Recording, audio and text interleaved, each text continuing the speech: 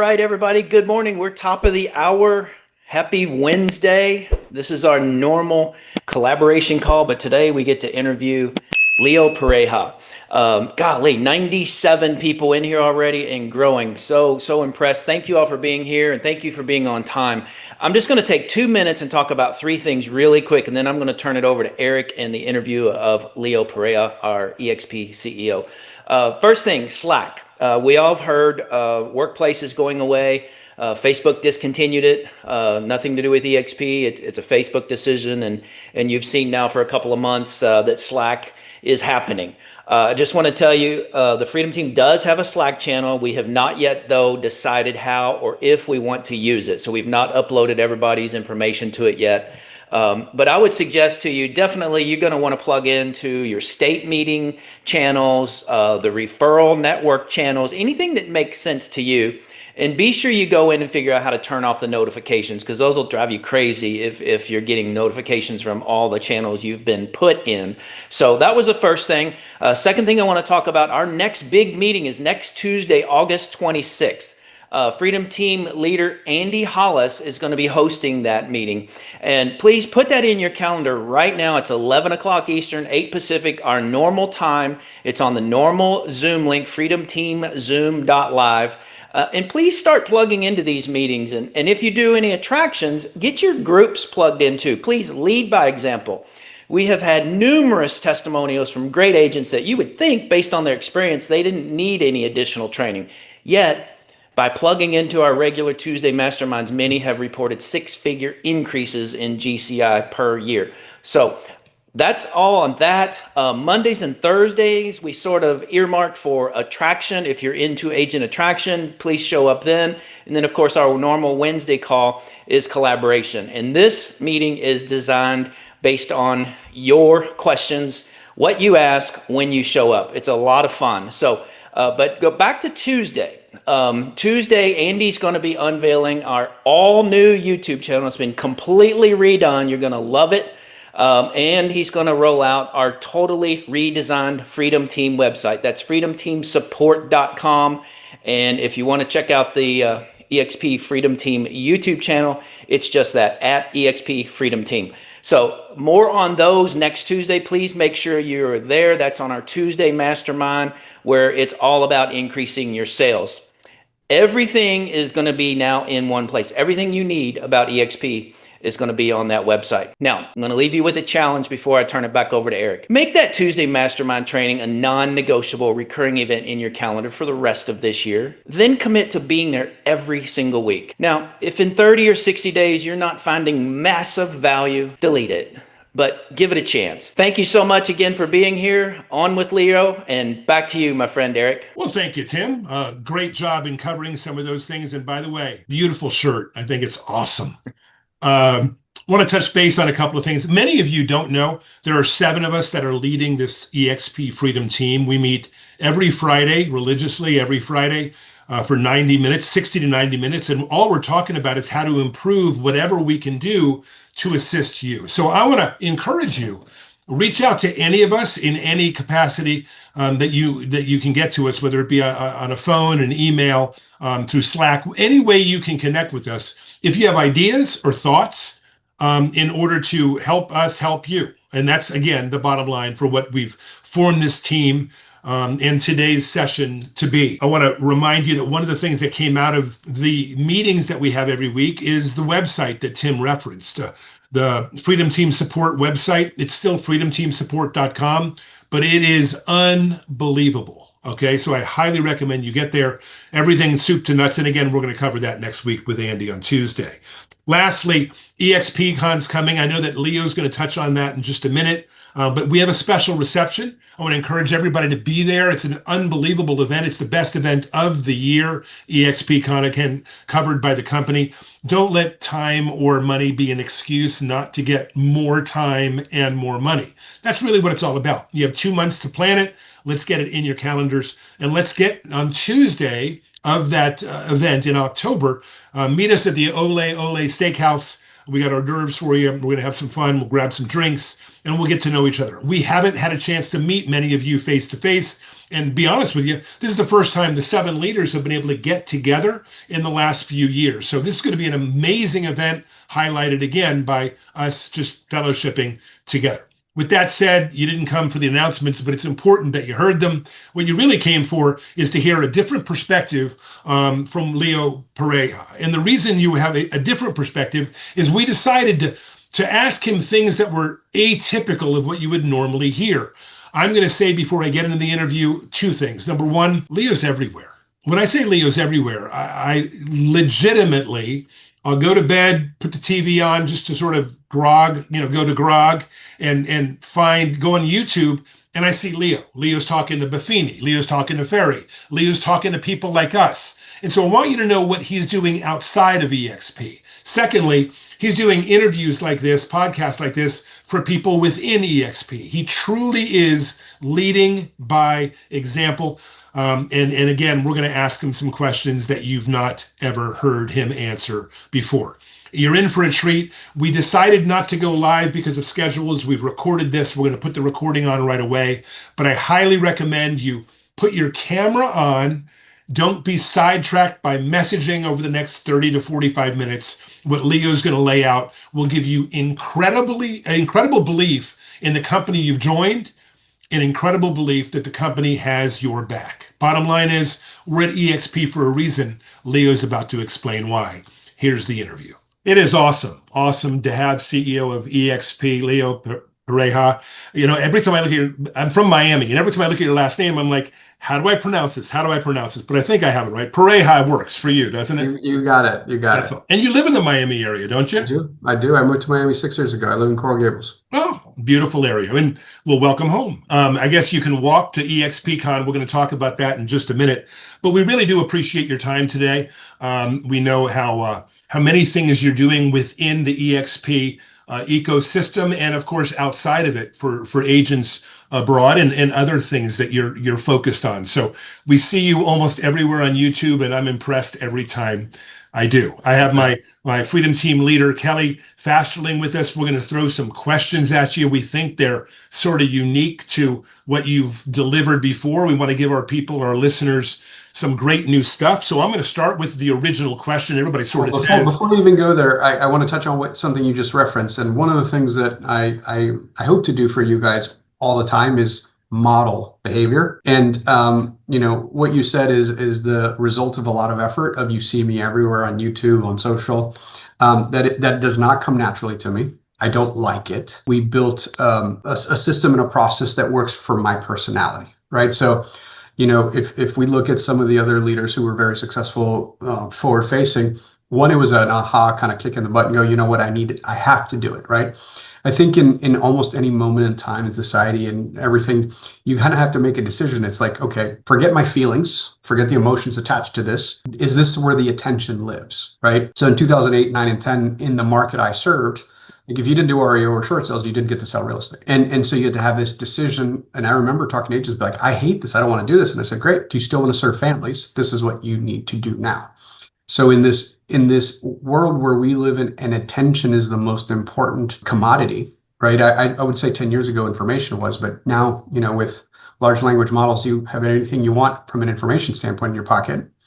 Now it's attention, right? And it's been attention for a while, but it's now even more important.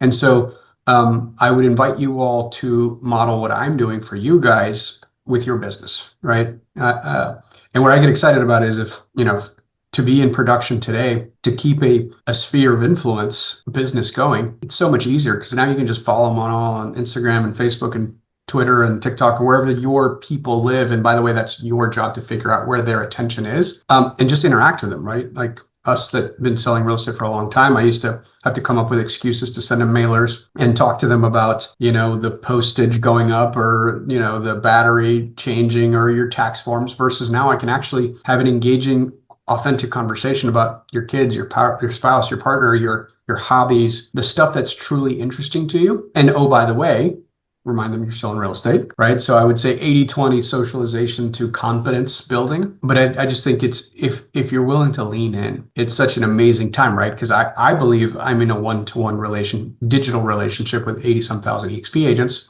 But the cooler part is I'm on a one-to-one relationship with agents not at our company. And because of this medium of communication, this high-speed delivery method that we're enjoying right now on this conversation, I can be in relationship with agents long before they ever join eXp. And same with you guys. And by the way, same with buyers and sellers who are choosing a real estate professional to take care of them. I appreciate you slowing me down for that process, because I do know some of the leadership in other companies, some of those that have come after us and tried to model us.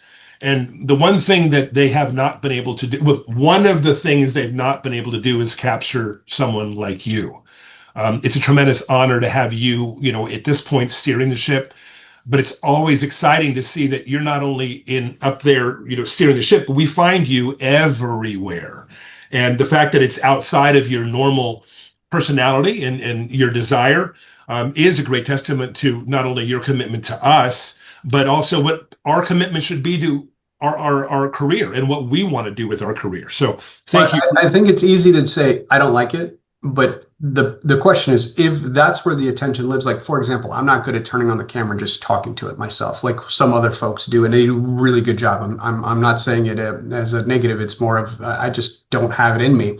So for me, I'm really good conversationally. So most of the content you see chopped up and delivered to the world is conversations that I'm having. So we can take, I will ask you for a copy of this, and that one part in the beginning, I can actually chop up into additional content. And this is what I would invite all of you to do, right? Just start recording a lot more interactions for that same reason, right? And so find a way that's suitable to your personality, your likes and dislikes, to be able to operate in the new normal and not just say, I don't like that, and then kind of dismiss it as something you're not willing to do. You are, again, as we've talked about, leading the charge here. You had lots of options to go to. A few years ago, you decided with conversation through Glenn and some of the other people, you decided to take the seat of the CEO in EXP. Why us? Why here? Why now? Yeah, so I can tell you how I got here, which was a very organic process. And I think that's a thing that we as human beings kind of look at a finished product role and kind of think it was binary. And that's not how life is. It kind of looks like this, right? So after I sold my last company, I never had a job. I haven't had a job before this one. And Glenn called me and said, hey, will you come join my leadership group? And he wanted me to be the chief technology officer. And I told him I could play one on TV, but I didn't actually like it that much. And I turned him down, like, flat out. And then he called me back a week later and said, come hang out with me next time you're near me. And we met up in the West Coast, and we got along really well. And he said, hey, what's your next idea? And I said, I don't have it, but I probably will start another company since I've done it 3 other times. He said, well, until you do, why don't you come hang out with me and help me fix some problems? I have a little company that became a big company. And whenever you're ready to leave, I'll high five you, and hopefully I get to invest in your next venture. It was hard to say no to, which was a very well-structured objection handler. So Glenn is a better salesperson than most people probably give him credit for. 6 months in, I had my hands in everything, and I was having a good time. And he told me, he's like, hey, I want to change your title to Chief Strategy Officer, which lets you, do a lot more behind the scenes. I became an officer of the company, but you could still, not be forward facing, which was what I had expressed. And then for like every 6 months thereafter, he sat me down and asked me when I was ready. And I kept saying no until March of last year came about, and the NAR settlement exploded, and I became very forward facing for the agents in the company. And he called me that following Sunday and was like, you are the CEO. And I went into my objection handling script, and he said, no, you are the CEO. This is not optional. And it was a very organic process. 3 years ago, you'd asked me if I would be sitting here. It was not on my roadmap. But I think that's how life happens, right? It's an evolution. It feels right. It made sense. The coolest part for me to be able to lead this company is that a lot of the agents here have been my friends for decades, right? I knew them as peers, as competitors, as friends, as fellow participants in masterminds. And I think the biggest distinction of myself versus other leaders in the space is I'm one of you guys, right? I just happen to be on the corporate side now, but I grew up selling real estate in the trenches, doing the work, and that's kind of what I obsess with every day. Leo, in your view, What do you think truly sets eXp apart from every other brokerage out there? Well, a couple of ways of answering that, Kelly. First of all, I do think people join people. I think companies are just purely collections of human beings. And at both levels, at both the agent customer level, because that's who the relationship is, with the corporate team, right? So our company is different in the sense it was founded by someone who actually sold a lot of real estate. It's led by someone who sold a lot of real estate, and everybody else on the leadership team fed their families doing it, right? With maybe exception of a couple of the folks on the technical side. That's not very common in big corporations. A lot of them are from outside the industry, trying to disrupt it or fix it, but never have walked a mile in the shoes of the folks they serve. And when you look at our team, Holly's a third generation broker, right? Wendy was a phenomenal agent who built a brokerage and sold it.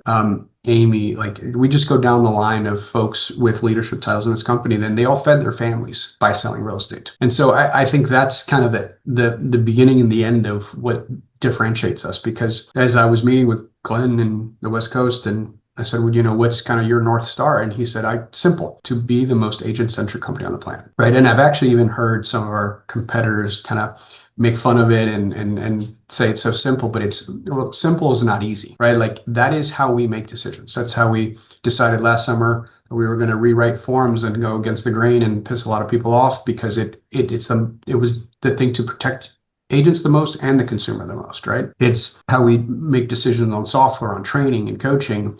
And one thing I talk about often, and I say marketers ruin everything. And that is kind of the goal of almost all businesses, is to find an outside return on an effort or dollar spent. And so we spend $10 hoping to make $100 if you find a unique marketing opportunity. And what happens is if it works, you spend a lot of it. And then other people go, well, what Kelly's doing works. So then they do it too. And then eventually it kind of becomes less interesting. And think about email and text and social early and all of the shifting sands that happen with marketing. I think part of the innovation dilemma is to always be finding the better way to do it, right? Because as we do things, eventually our competitors are like, we're going to do it too, right? And so, and you can't actually get upset about it and complain. It's like, okay, be better. Figure out how to deliver more value, improve the value proposition. And at the same time, technology is moving faster. So there's bigger platforms being developed, and how do you partner with them? How do you integrate with them? And so I view first and foremost the collection of human beings that you get to be in business with. And then I very simply view the company as a platform that allows entrepreneurs to build whatever size dream they want to build, right? That could be selling 8 homes a year. It could be selling 2,000 homes a year, and you got to give Parker Pemberton in Minnesota a run for his money, right? Or you can build, an organization with a couple people in it, or you can try to build the biggest organization we have. And there is no right or wrong. And the one thing that I'm super clear about is that there's a season to everything, right? You could be in a season where you're willing to do X but not Y, and then you could be another season where Y makes sense. And so I think a lot of times we try to put all things into one bucket, and that's where most people get lost. And it's first of all, it's understanding with what your goals are for your family. I would encourage you to optimize your sales business to give you that, right? Hours you're willing to trade for X amount of dollars you're willing to earn, and optimize that first. And at the same time, take care of the whole being, make sure you're healthy and happy and spending time with the people you care about. And we have eXp coming up right around the corner here in October. Why should our agents truly make that trip to EXPCON? What are they going to get from it? What's their payoff? So I think anytime we get together in person, because we're a virtual company, is actually even more special because it's on purpose. It's intentional, and I think EXPCON is the marquee, amazing event of the year. If you've enjoyed any virtual event or a small in-person one, whether it's a rally or a build event or whatever you attended locally, no matter who put it on, when you're at EXPCON, it's at a grander scale, right? It's 5,000-6,000 people. The amount of training, the content that's available to consume, enjoy. I mean, it is amazing. And so I would encourage anyone to get to those major events because it gives you context. It gives you context of what other people are doing, good or bad, right? Sometimes we beat ourselves up because we maybe had a flat or down year.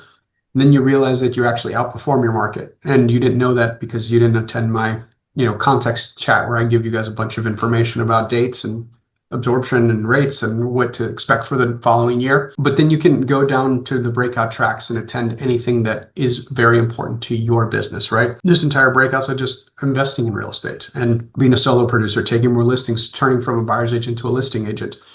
Or, if you're a mega producer, how do you optimize cost of goods sold and have a better margin in your business? I think it's the marquee event of the year. It's my favorite one of the year. And it's just, we get to be in community as a whole group. And it just, to me, there's nothing like it. I look forward to it every single year. We love going to the events. Of course, there's the build type of events, and then there's the opportunity just to get with the company. And this is a great opportunity to do that. I do encourage everybody to do so. You opened up a wonderful question for us, and that's this. You said there's all these breakout sessions. So let's flip into the next question, which would be, if you were an agent today, regular, we'll call it the normal agent, the $2, $3, $4, $5, $6, $7 million a year kind of agent, with the last couple of years being a little more difficult than most previous, at least for the last half a dozen, what would you tell them to focus on at this point? What would be your first move that you would say, let's start focusing a little bit more here if you were in sales today?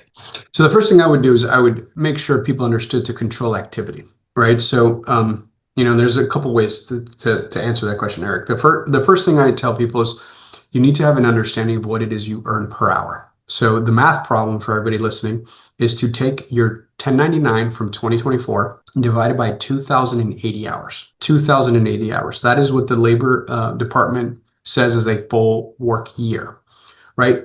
And normally when I tell people that, they could have a visceral reaction of a smile or a frown, right? And this is the really pragmatic conversation. First of all, I think you owe it to yourself and your family to do this math problem every year. And if it's, significantly or below where you could earn in a more traditional job, you should have an honest conversation with yourself, because this opportunity in real estate takes you away from your family on nights and weekends and is stressful and there's no guarantees, there's no health benefits, there's no vacation time. So, and in a very pragmatic and kind of depressing way, you should actively hold yourself accountable every year if there's an easier way for you to provide for your family. Most people smile and go, I didn't know I made, $30, $40, $50, $60 an hour. So the second part of the math problem is to actually, for 1 week, track what you do every single day in 10-minute increments. And I would encourage you to do it for the hours that you technically work. And the first thing you'll find out is there's a whole bunch of stuff that wastes time, right? Like, how much time do you actually spend on Facebook, right? Not prospecting, right? Scrolling versus creating content and engaging. Like, if you were to tell me that you're going to spend 2 hours a day on Facebook and Instagram commenting on your sphere of influence, then that's prospecting, in my opinion, right? It's engaging in conversation and DMing and creating content and doing walkthroughs of new inventory and active listings in your market. Like, that's not what I'm talking about. I'm talking about, arguing over politics and stupid stuff you should not be engaging with others on. Then secondly, you can then figure out what it is you do to generate leads. Because Eric, I don't think most people in that production level that you just, and I'm answering the question specifically to what you asked, can actually tell me how they generate their business. The crazy thing is, if I asked a $100 million producer, they can tell me the sources, the percentage splits, buyers versus sellers, cost per lead acquisition. At $7 to $10 million, which is at, you said 7, 8, 9 million, it's almost haphazard. It's not accidental, right? So what I want out of that exercise is to actually identify how it is you generate business. And then you need to schedule 2 or 3 hours of just that every day, period. End of the discussion. That's the one thing I would do.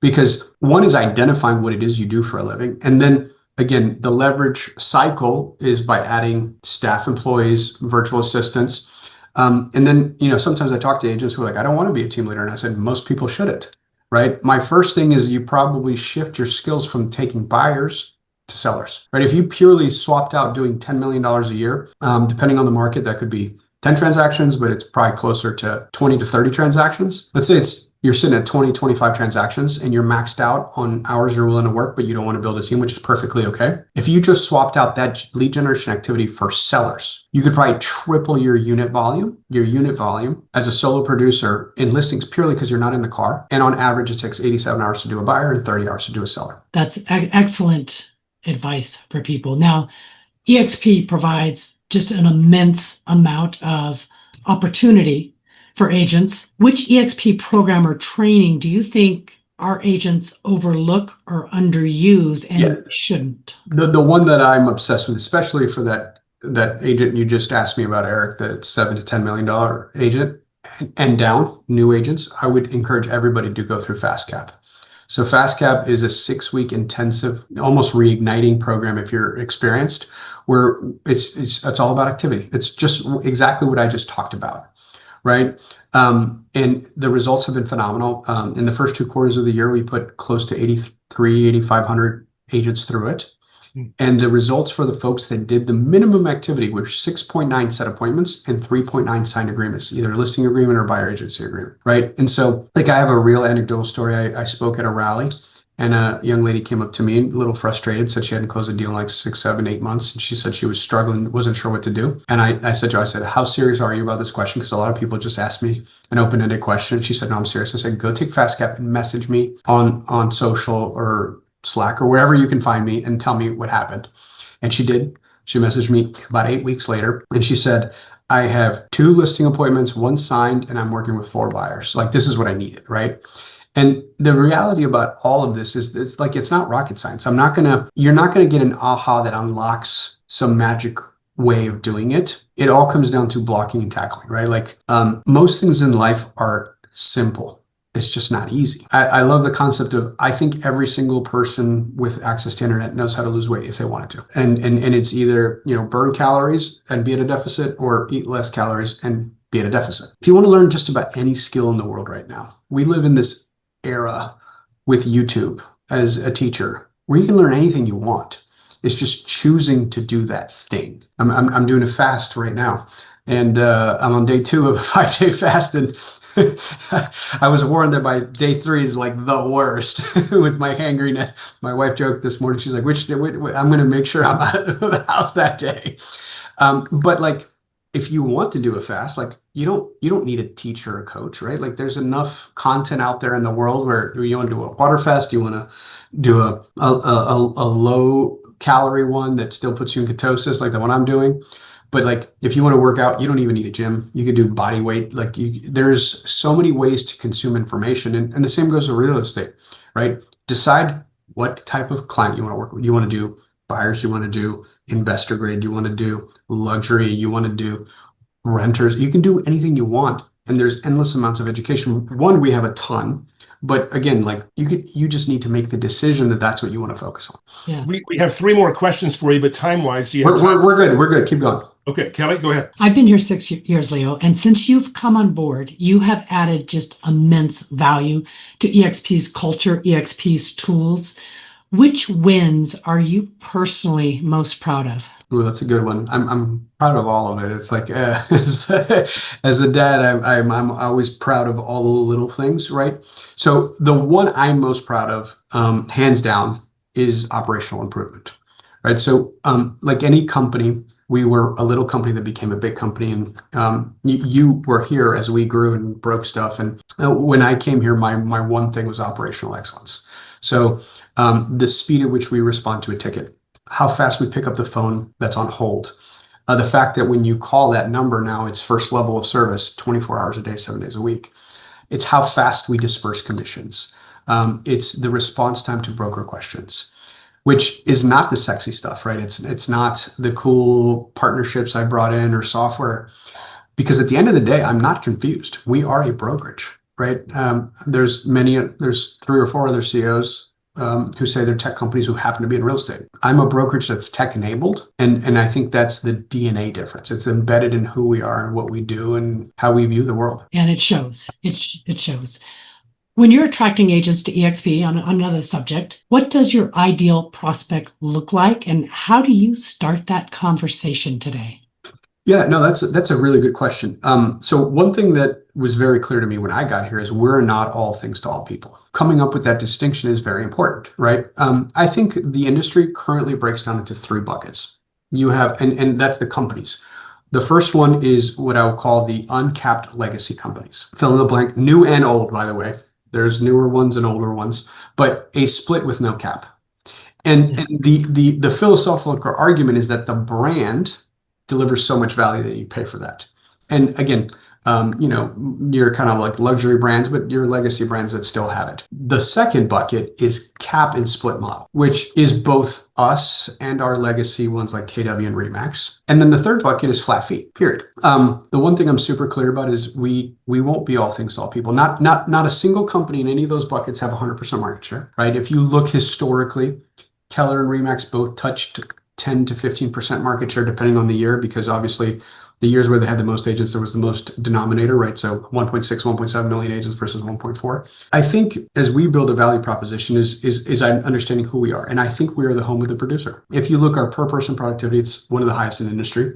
If you look where the most top producing team leaders and solo producers are, it's here. We are not, office heavy on the marketing. We'll do it all for you. We say, we'll give you a cap, and we are giving you those savings back and allowing you to build more entrepreneurially. I think who is aligned with us is the highly entrepreneurial agent who aspires to be productive. They don't have to be productive yet. Some of my favorite stories are the agent, like there's an agent, Jeremy Larson, came here at $9 million in production, went to 30 million, went to 80 million, went to 100 million. I think in May, he closed $47 million in May, right? He's on track to do 400 plus million. Tina Call came at 40 million. She's at 400 million, right? Like my favorite stories are the ones of growth. The ideal candidate is for someone who is tech forward, right? Because we're virtual and very tech leaning, but highly entrepreneurial and wants to do big things. And oh, by the way, if your aspiration is to sell 8-10 homes a year, like I love that agent. And there is no you have to. You don't have to grow to a certain size. You don't have to expand geographically. You don't even have to attract. 86% of our agents don't participate in rev share in a meaningful way. They're here to sell homes. And that's why operational excellence is my number one focus. And I look at the rev share opportunity as no different than if we were at a different system and you guys were buying territories and franchises, right? It's just an asset light, less liability, less financial commitment if you want to. I'm going to part B that question.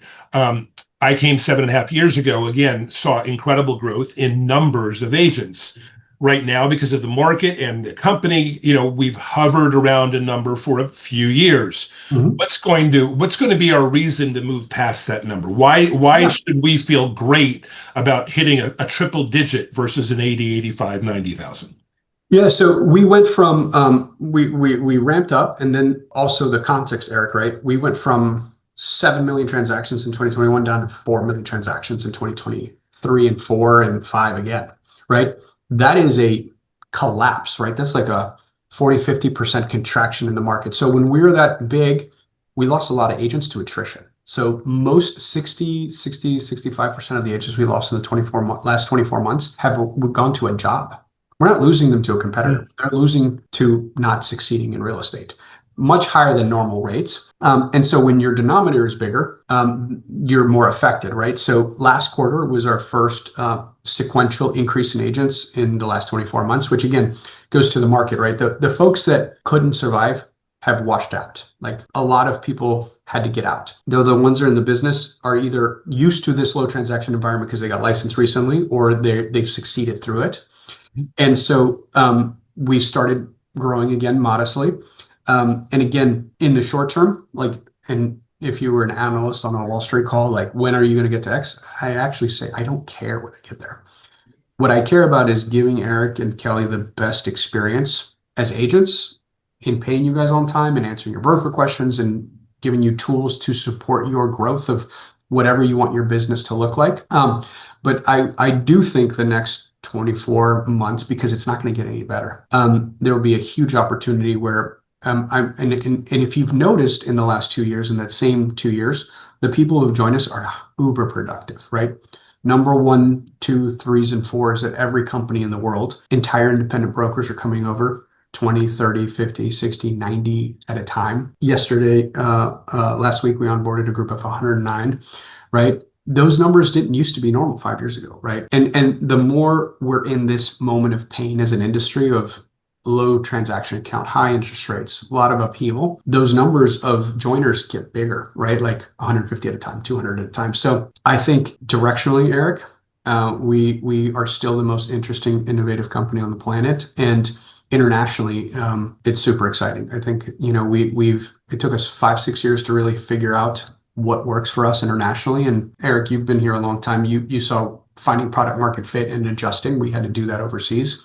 But we've seen some of our biggest launches, like we launched Ecuador and grew to like 200 agents in 60 days with closings, which is the most important thing, right? And we're going to some massive markets. We're opening up Japan and South Korea and Hong Kong that, like, from a population standpoint, are just massive in an opportunity. So I'm extremely excited. I'm very bullish, and I feel like we're early in our story. I'll ask you one, what would have been futuristic question, but we're living in the AI world, so nothing's too futuristic.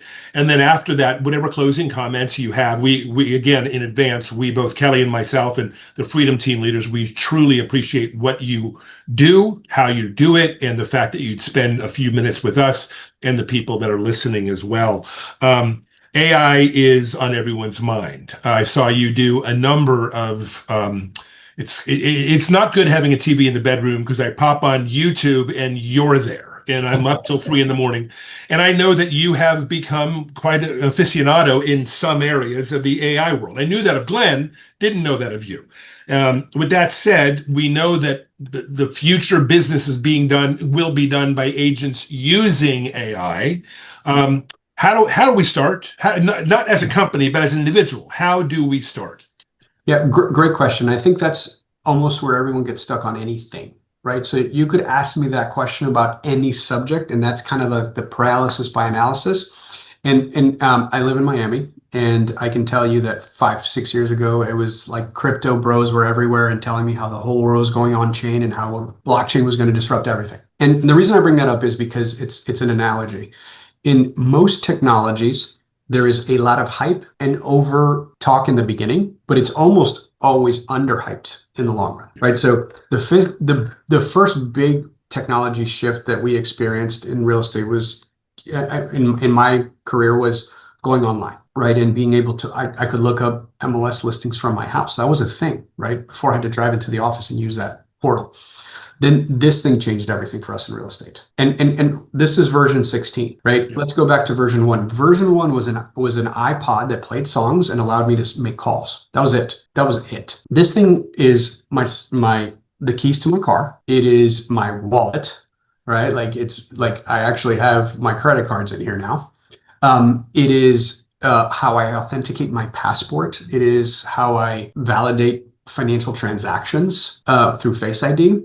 It is very, very distant than what it was in version 1. So you've lived through a couple of cycles of this with social, right?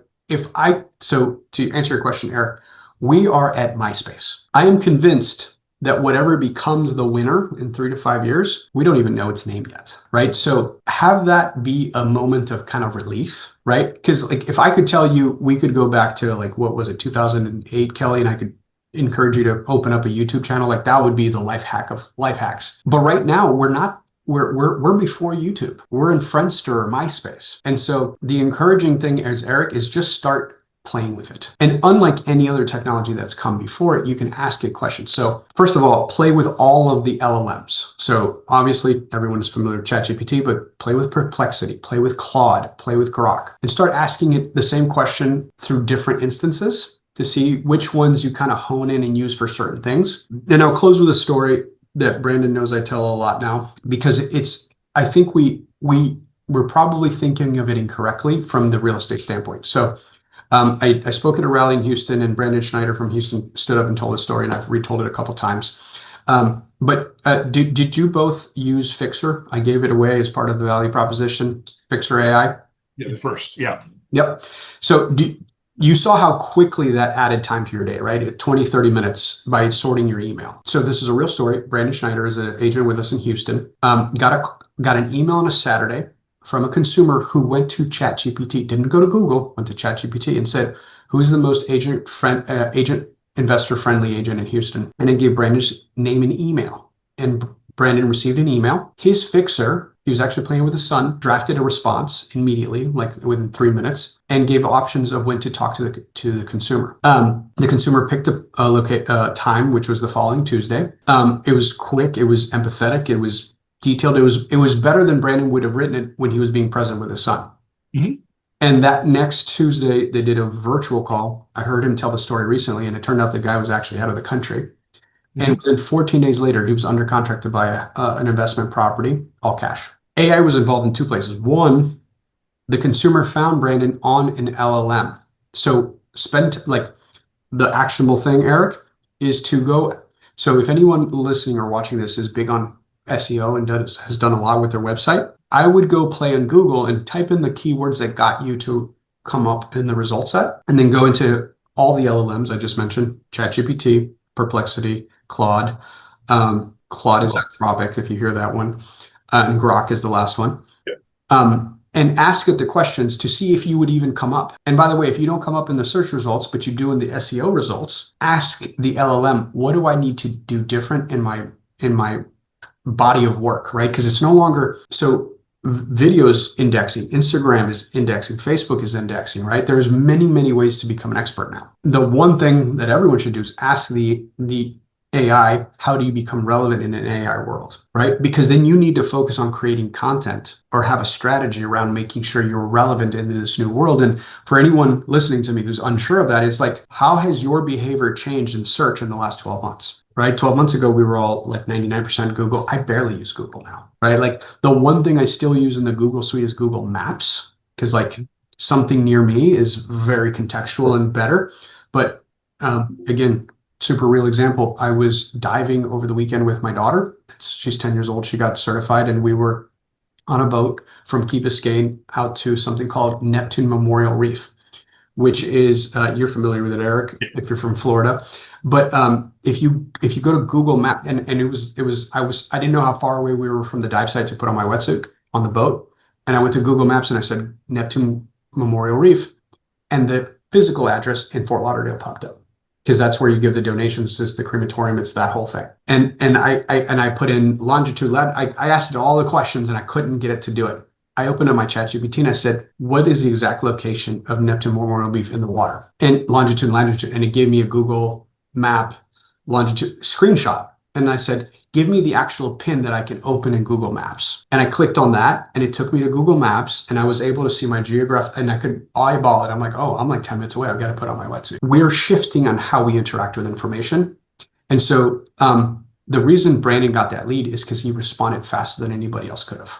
Right. And it's because the AI wrote the email for him. Right. So it's overthinking it is where I think we're stuck. So what I would just invite everyone to do is to play and taste and experience. And some are going to suck. And by the way, your favorite one may go out of business in the next 3 to 5, 6, 12 months, because we're in that early phase. Right.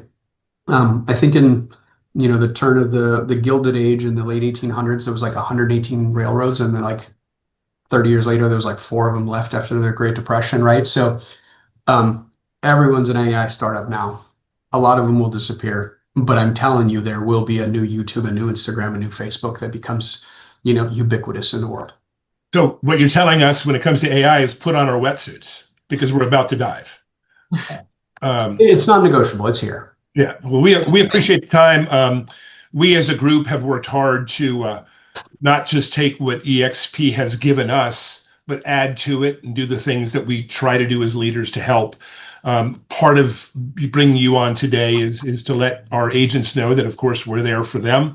You speak in groups like this all the time. Any final comments from you about EXP, the future, Kelly's beautiful hair color, whatever you want to talk about? Just go ahead. Well, I think the coolest thing about this industry is that we help people achieve the American dream of homeownership. And I think if we can always go back to that and remember that that's the most important thing, that's what we do. And even with all this AI, I'll close on that thought. I don't think our role goes anywhere, right? I think that it's highly infrequent, it's very expensive, it's highly emotional. And when you add all that, most people want an expert advisor, which, by the way, over the last decade, the need and want and service has gone up. not down. And the more automation and the more self-serve there is, I think there's more of a need for that expert guide that can distinguish fact from fiction and hold someone's hand through it. Excuse me. Yeah. I guess that means the meal was good. No, I'm fasting. I haven't eaten. Oh, that's right. That's right. So we can't blame you for that. But thanks again for all you do. I know you're always accessible. You have, at one point or another, you've had a plea to say, if you're out there and you know of a brokerage, an agent, or whatever, what would be your final words pertaining agents that are out here that do want to attract those bigger teams, bigger groups? Yeah, I would say if you get yourself in a conversation with a top solo or a top team in your market that typically you may be a little nervous or shy about, or like, I'm not sure what value proposition to articulate because they're so much more productive or ahead in their real estate journey than I am, ask them if they want to talk to me, and I'm more than glad to jump on a call and, use common sense on how you wrote me into a conversation. But I would say anyone who you feel uncomfortable talking to, 50 million, 100 million, 200 agents, I'm not, and I'll help you. Thanks, Lou. Thanks so much. We're all looking forward to seeing you in a couple of months at EXPCON. Keep doing what you're doing. If the Freedom Team can never do anything for you, we're here to help.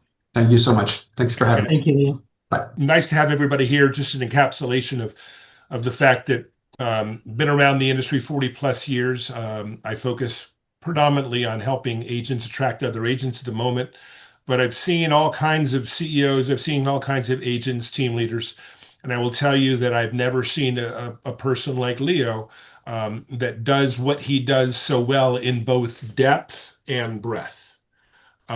He's everywhere in the company. His thumbprint is everywhere. And he does that by working with really, really, really good people. He identifies the right people and he anoints them with what he did today, just more information and more belief. It's impossible to review that 45 minutes that he was on and not feel better about who we are, who you are, and who you've attached your wagon to.